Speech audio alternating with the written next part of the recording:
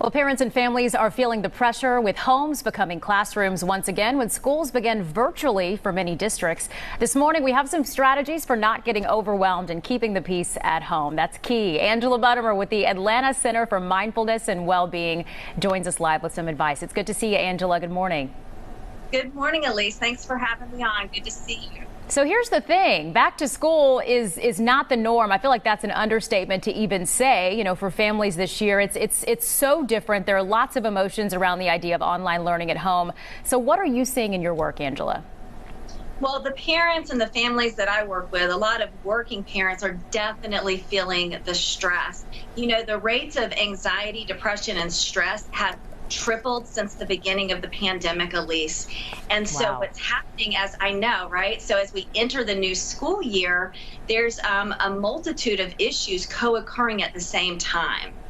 With so much to worry about. I mean, it's no wonder that you're seeing, statistics like that. It's pretty crazy. But mindfulness is a word that we mentioned in the intro. It's something that you talk a lot about. What exactly is it, I guess, and how can mindfulness, help parents under these conditions?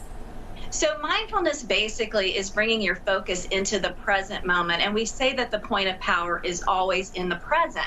So basically, kids are sponges and they're taking their cues from the adults around them. So being a good parent is managing your stress. So I invite parents to take a few deep breaths on a regular basis because this connects you to the present moment.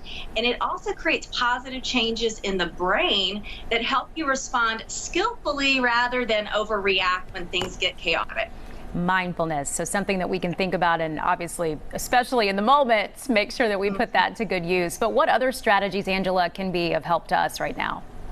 So something I'm suggesting is mindful meetings, having conversations in the household on a regular basis. But first, parents have to get really clear about what they need, what their expectations are, and their boundaries, and then invite the kids into the conversation because when kids get input, they feel heard, it reduces their stress, and you get cooperation and collaboration with them. And so that's a win-win for the household. Yeah, it is. And it makes a lot of sense to create a family dialogue so that all voices are heard. So do you have any other thoughts as we end this that can help us as we, embark on this new journey for many of us?